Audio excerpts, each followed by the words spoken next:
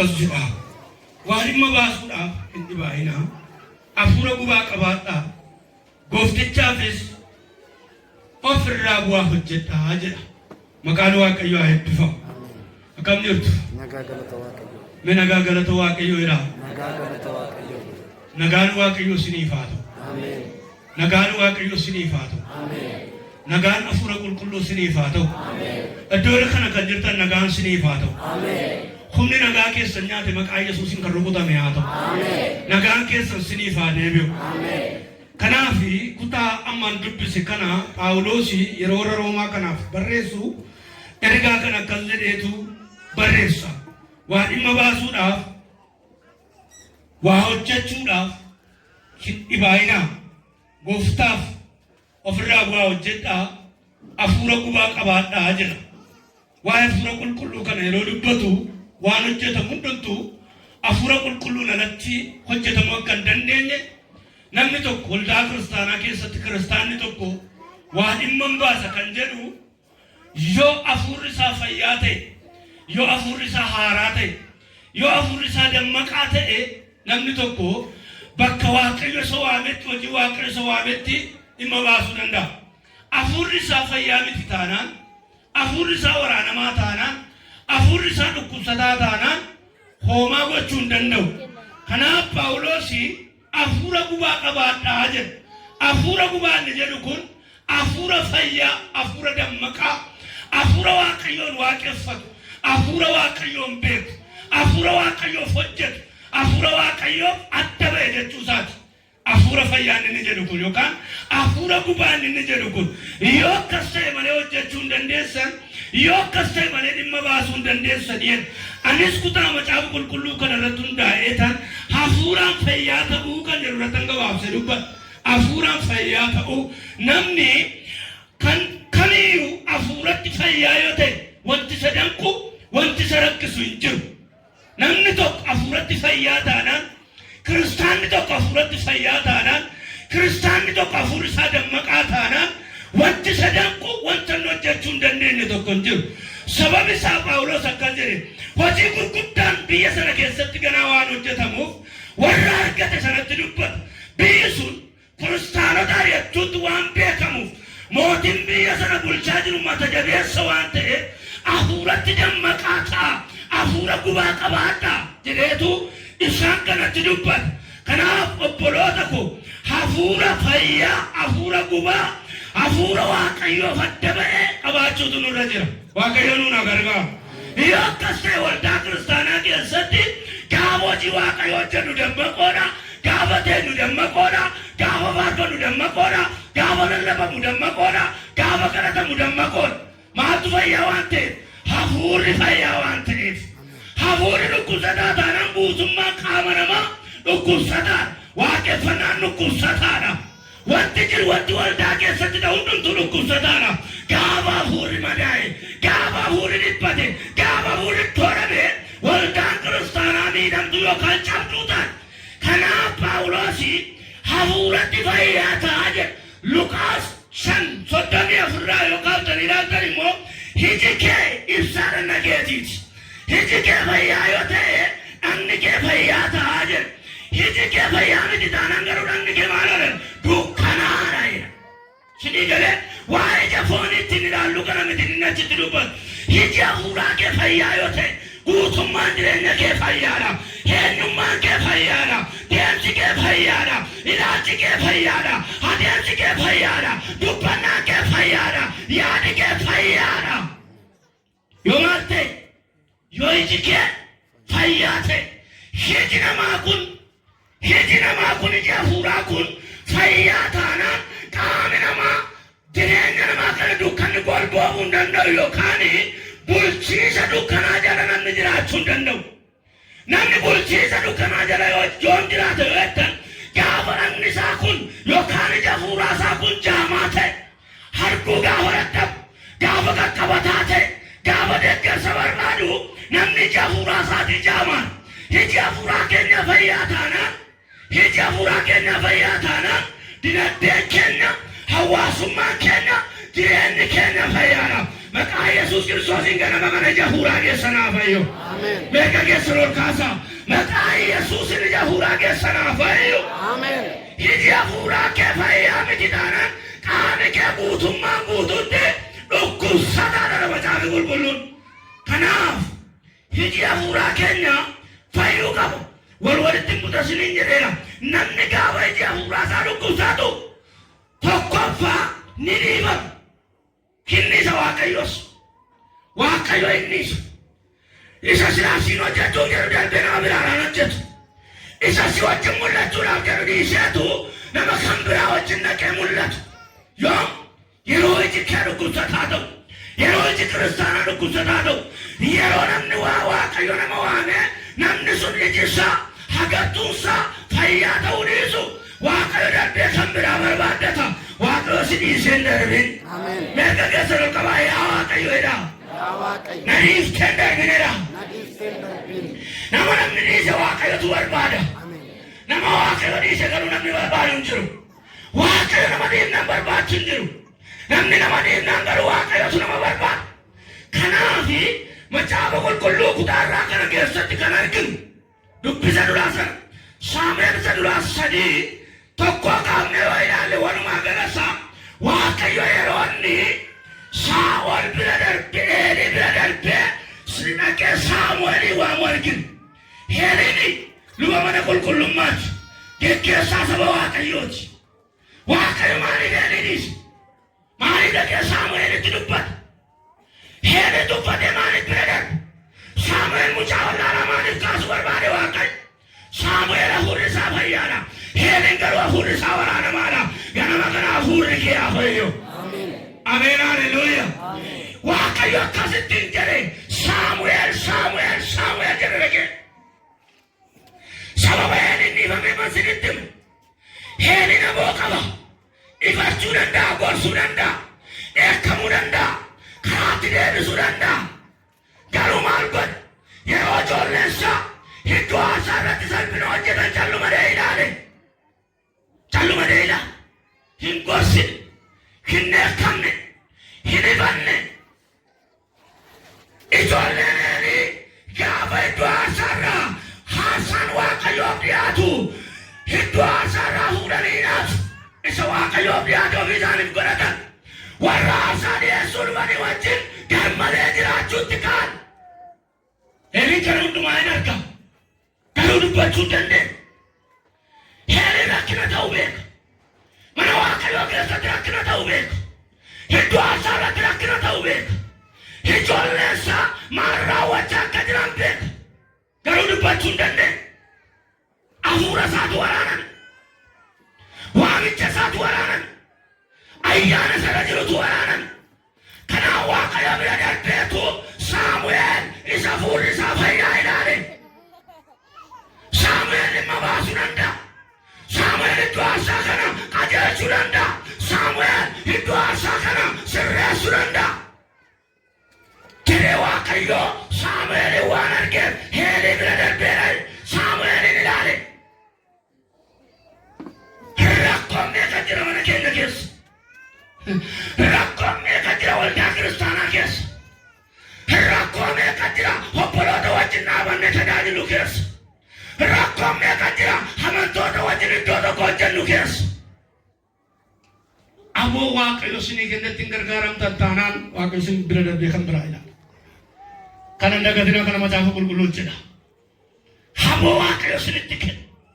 Waamichatti Waaqayyo sin waama. Baratti Waaqayyo sin barbaada. Kiristaanummaatti Waaqayyo sin waame kana. Qabaasaan beektan taanaan dhaabattanii ofin ilaaltanii eegdan taanaan Waaqayyo si bira darbee dhaqee kan biraa ilaala kan biraa qaba Waaqayyo. Kanaaf amantoota nana waan tokko isinitti hima. Mana keenya keessa sagal ta'uu danda'utu nurra jira. Obboloota walii wajjin jiraannu sagal ta'uu danda'utu nurra jira. Namoota wajjin hojjennu sagal ta'uu danda'utu nurra jira. Ijoo Waaqayyo nu biraan darbe, ijoo Waaqayyo guyyaa nuu kennee jiru hafuura keenya fayyaatti eeggachuu, hafuura keenya gara baay'inaatti deeffachuutu nurra jira. Walii hafuurri isaanii miidhan warri hafuurri isaanii madaa'e Waaqayyo dhiise kan biraa barbaadan akka jara sagaleen Waaqayyoo manni Daawit ol adeemaa deeme manni Saa'ol garuu gadhumaa deemee jira. Daawiti ari'atamaa yoo ta'e yoo hafuurri isaa fayyaa Daawit ari'atamaa yoo ta'e yoo Waaqayyo wajjin jira. Saa'ol garuu iddoo qaba Waaqayyo wajjin hin jiru. Saa'ol beekumsa qaba nama qaba garuu Waaqayyo wajjin hin jiru. Yoo namni si dhiise iyyuu hafuurri kee fayyaadha taanaan harki qabeera baasii kaasu harki Waaqayyo hin dhufa.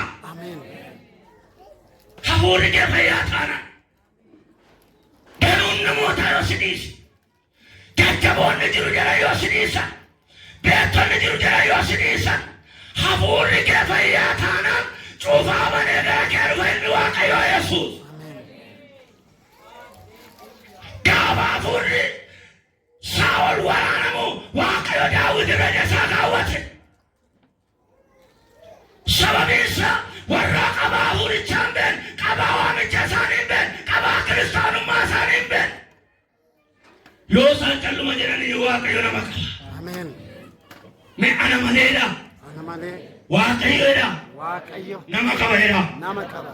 Nu malee Waaqayyo nama qaba. Nu malee Waaqayyo nama qaba. Ameen. Yeroo tokko tokko wanti nu ittiin oggoyoonsi.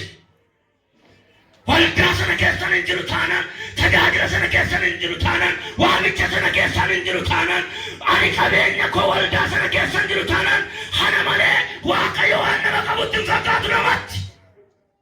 Gaafa hafuurri keenya waraanamu kanatti deebina. Hafuurri keenya fayyaadha taanaan garuu manni keenya sola deema. Hayyaanni nurraa jiru ulfinni nurraa jiru sola deema. Waan sinnibu waamicha hafuura keessanii eeggadha. Isatti mallatteeffamta san mallattoo waamicha keessanii mallattoo fayyina keessanii sana eeggadha. Waaqayyo warra hafuurri isaanii fayyaa barbaada. Ameen. Waaqayyo warra hafuurri isaanii fayyaa wajjin hojjeta. Waaqayyo warra jireenyi isaanii fayyaa wajjin hojjeta. Kanaaf adda baafannee beekuutu nurra jira. Ermiyaas 23:28 akka dhugutaan sun habaqii fi qamadii maal walitti qabuu jedha. Inni sagalee dhaga'ee sagalee dubbatu.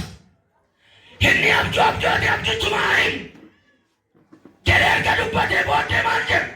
Habaqii qamadii maal walitti qabuu jedha.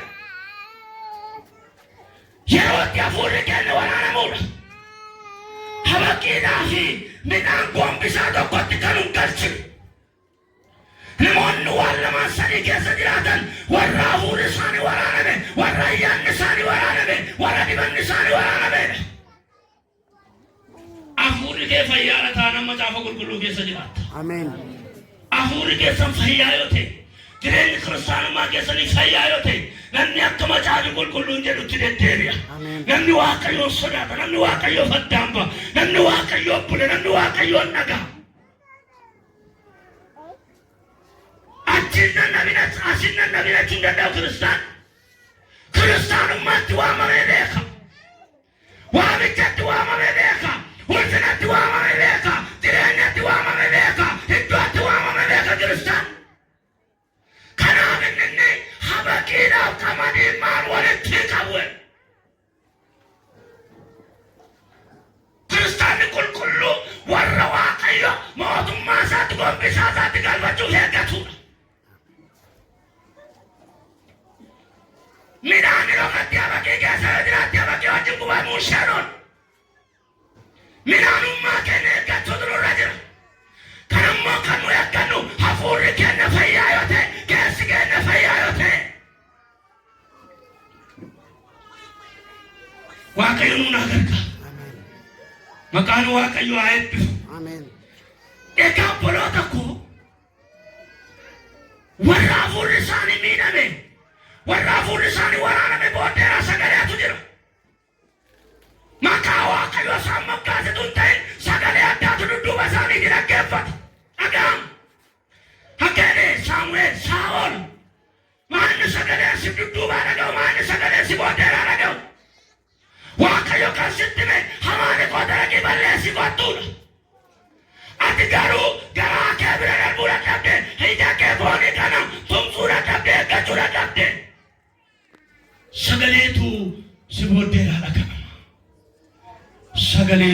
bottee dhagama. Waa'ee kiristaanummaa keenya dhaloonni maal jedhu?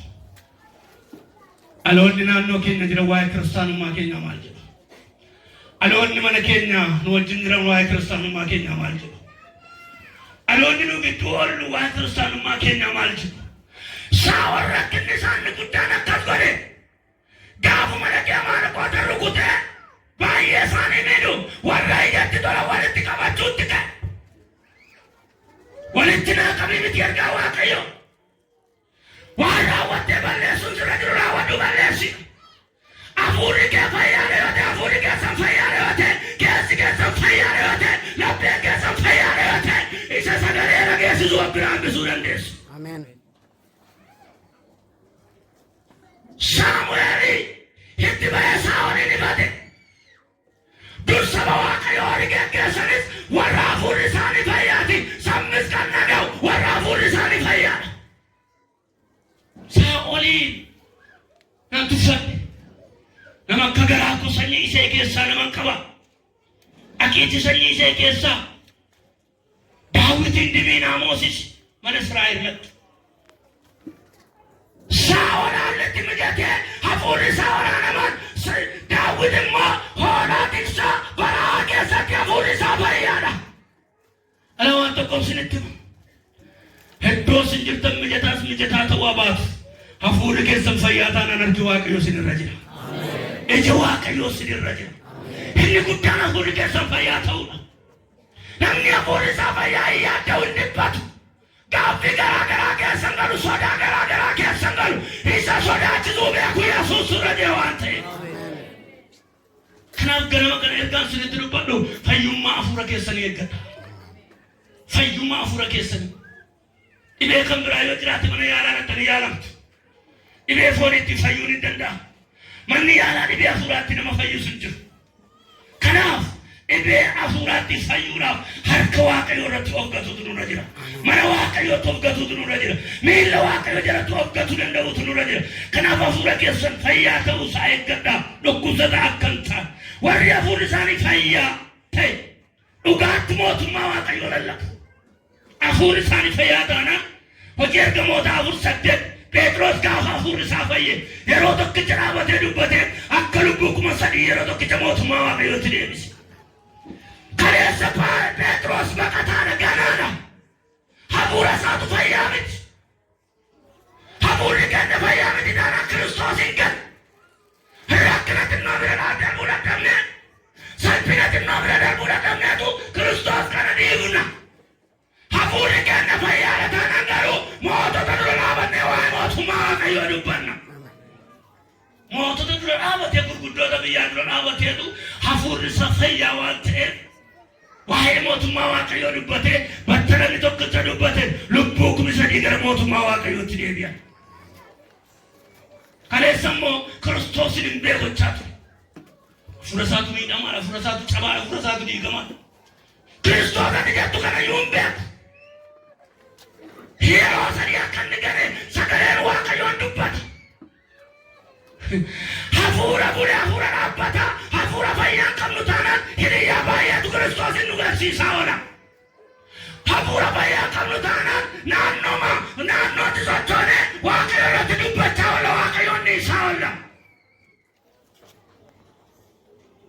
Hiriyaa qublee deemuun dadhabira baay'ee. Haala akkasiin dhiiftu namaaf inni sudhadha. Hollaaf inni sudhadhabe histaafiin inni sudhadhabe namoonni baay'ee. Hafuurri kee fayyaa yoo ta'e ati mootummaa Waaqayyoo ilaalta malee hiriyaa kee dhimma isaan qabu. Hawaasummaa waan kan biraadha. Mootummaa Waaqayyoo garuu kan biraa. Galanni guddaan Waaqayyoodhaaf haa ta'u. Waan sinni bu'u hojii ergamootaa 754 dhaqaa dubbisaa. Isxifaanos hituu dhagaadhaan tumamaa jiru mootummaa Waaqayyoo keessatti Yesuusin mirga baasaatiitti arge. Asii annisaa madaa'aa jira. Asii miidhamaa jira. Asii dhiigaa jira. Warri hafuurri isaanii fayyaa fooliin miidhamaa qaamaan miidhamaa mootummaa Waaqayyoo eeggatu. Galanni guddaan Waaqayyoof haa ta'u. Hojjetatteen lufa ishee kana xumuratteen lufa isa kana gammachiiseen lufa hin jaalu kiristaanni hafuurri isaa fayyaa. لكن برباد سوار إذا كان عبديش يريدو ودوما أقالا كامسا ميدما وتودو أجرو سمين بنا نعمل قبات يسوس كريستوس نرقتي سورت آمين هاليلويا ميدما سمين بنا ما إلالو ميدما موتما واقعيو إلالو ميدما دلين برا برا إلالو ميدما منا كينا درقرا فرمجولن دوتنو رجل فون كينا نمينا بيلفا كاما الرامولا تكنا نمينو دندا إيكونومي ناندينا تيرا نمينو دندا كاروا فوري كنا فيايوتي واي دلين برا برا سنو تنو واي موتما واقعيو تنو تناقاما شهدي كيسا نكتو موتما واقعيو كيسا كمباتن كرا موتما واقعيو تنياديا نموتا كمتشي سورا يادا كرا كيسا نراوچا كنجتا كرا موتما واقعيو تنياديا ديريا كرا موتما واقعيو واقعيو سكنا بربادا واقعيو سكنا سنرا بربادا هيوبي نمنا مساقرا ننجو أكما جابا كل كيسا تقافا كنتين دوتو كريستوس كنا جراني غنين دووه Gantendu tu Kristus in kami kesalahan mere jolle kedu manilu kabenne kedu manilu ati mare jeta Kristus in gantendu tu lakki garandu why jolle mit garandu Kristus in furat why kabenne mit garandu Kristus in tafken why mot ma kayot rammo yo ke artateyu kani jat mulle chadiru mot ma kayot na tamara dirateyu kani jat ragamu mot ma kayot Geranke ne fayda tu no brandarba. Geranke ne gammachu tu no brandarba. Geranke ne olfina tu no brandarba motuma wa kayo jet. Bere bundan nenna no sundan nenna kristana. Motuma wa kayo jet wa ni sundan nenna. Wan tanda manna motuma wa kayo jet. Mulada wa konna sadi lakko satol. Wae walda filife diar kinachit. Waldota torbambi Asia jiran kesa. Yeroo waaqayyo waa'ee waldaa kana ol kaasee dubbatu sagalee waaqayyo waa'ee waldaa kana ol kaasee dubbatu argina. Waldattiin akkuma warra kaan hormoota gidduu jirti. Hormoota gidduu dhaabattee jirti akkuma waldaa warra kaan ja'anii. Waldattiin garuu humna xinnoo qabdi dubbii waaqayyo eegdeetti. Humna xinnoo qabdi sobdootaan sobduu dhagachuu beekti. Humna xinnoo qabdi ejjitootaan ejjituu dhagachuu beekti.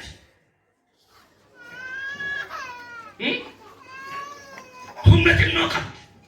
Akkuma waldaa warra kaanii waraabessa gidduu hamaageta gidduu leenca gidduu qeerransa gidduu waangoo gidduu jirti.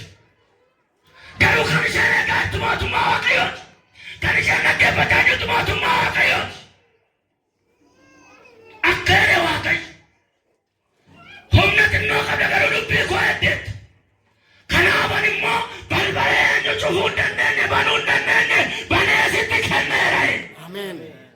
Ameen haleluuya. Kan eenyu kolfii sirkaa fuudhuu hin dandeenye kan eenyu sirkaa cufuu hin dandeenye banaa eebbaa sitti kenneera. Ameen. Hineetti afurri kee fayyaadhaa balbala banamaatu si eeggachaa jira. Kumaatamaan cufaa yoo fakkaate akka namaatti cufaa fakkaate bitaan mirgaan cufaa yoo fakkaate hafuurri kee fayyaadha taanaan banamaa si eegaa jira. Ameen. Inni lammaffaan akkas jedhe humna xinnoo qabda dubbii koo eegdeetta. Hin ganne dubbii koo. Ani immoo hormoota dabarsee harka keetti kennee waaqayyo. Ameen. Hin ganne ati dubbii koo na wajjin jirtu. Nanneen na wajjin jirtu nan buufne na wajjin jirta. Yeroo waldoonni ja'an kun nanii sanatti nanneemne. Kanaaf hormoota si gidduu socho'an. Raajota sobduu si gidduu socho'an. Dabarseen harka keetti kenna. Hejjituudhaan jechuu beekti waldaan kiristaanaa. Sobduudhaan jechuu beekti waldaan kiristaanaa. Hattuudhaan jechuu beekti. Hattuun as kee jiraannan hattuudhaan macaafi qulqulluun hattuudhaan. Ejjituun jiraannan ejjituudhaan macaafi qulqulluun hin sodaatu. Hin sodaatu. Macaafi qulqulluun eenyuun hin sodaatu. Moototaan sodaatu gurguddoota biyyaan sodaatu. Macaafi qulqulluun ofii masaaf goota. Ameen. Kanaaf isheen macaafa qulqulluu qabatteetti. Macaafa qulqulluu dubbatti, macaafa qulqulluu lallabdi, macaafa qulqulluu barsiifti. Ani malee nan dhufa balbala banee sitti kenna jedhe waaqayyo. Ameen. Haleluuya. Harka keetti dabarsee hormoota kenna jedhe waaqayyo. Ameen. Hafuurri kee fayyaadha. Warra sodaattu sana waaqa dabarsee harka keetti kenna. Ameen.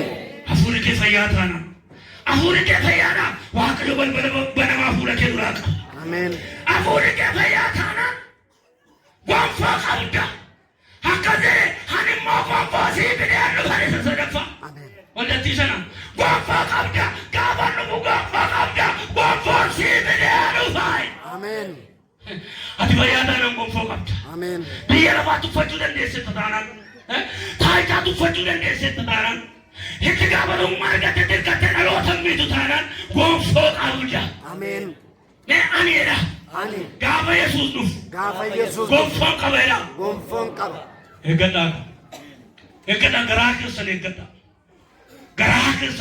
yaada garaa keessan eeggadhaa yaada garaa keessanii tuwadhaa yaada garaa keessanii jabeessaa eeggadhaa eenyummaa keessan jabeessaa eeggadhaa akkana tamne akkam butan hafuura qulqulluu keessa akkam ba'an hafuurri keessan akkam madoof waan sadii dhakutaa macaa mul'ata kana keessatti kan ilaalle waan sadii balbala banama hormoota dabarsee akka geettan kennane gaafa dhufmoo gonfoon sii fidee dhufaaye አሜን Hiyyaasuun immoo akkas godhe gaafa Saamu'eeli namoota 12 Kebrooniin akka isaan gaadaniif erge Hiyyaasuun Kaalebi hafuurri isaanii fayyaan gaafa dhaqanii ilaalanii dhufanis hafuurri isaanii fayyaan kan gaafatti galuuf karaa deemanis hafuurri isaanii fayyaan አሜን dhaqattuu galattuu hafuurri isaanii fayyaan sanbata guddaa dhugaa fayyaa miti namoonni baay'een keessatti baay'ee waldaa kana keessa gaafa sanbata guddaa dhugaa fayyaan dhiqatanii uffatanii waldaa dhufu waan ta'e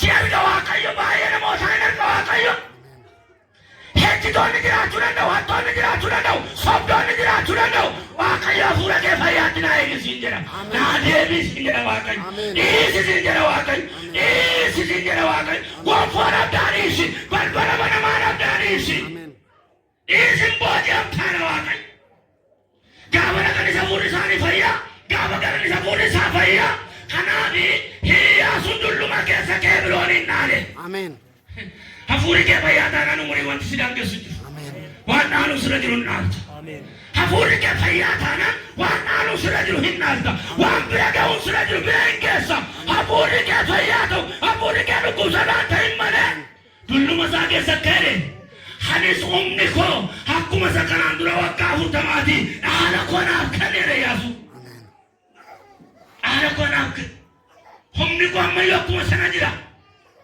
hayyaan waaqayyo akkuma sana irra jira ulfinni waaqayyo akkuma sana irra jira ergaa waaqayyo akkuma sana irra jira waaqayyo hin naaftanaa jedheera waan ta'eef bakka dhaaluun naaf ta'u natti agarsiise አሜን fayyaa taanaan namni hin dhaalle jiru dhukkubsataa taanaan garuu mana yaalaa isa barbaachisa dhukkubsataa taanaan mana yaalaa isa barbaachisa fayyaan garuu dhaaluu danda'a fayyaan garuu darbee dhaaluu danda'a waaqayyo gooftaa macaanuun agargaaru አሜን taati keessan kana caalaa fudhachuu hin danda'u gooftaan sin haa eebbisu asumaan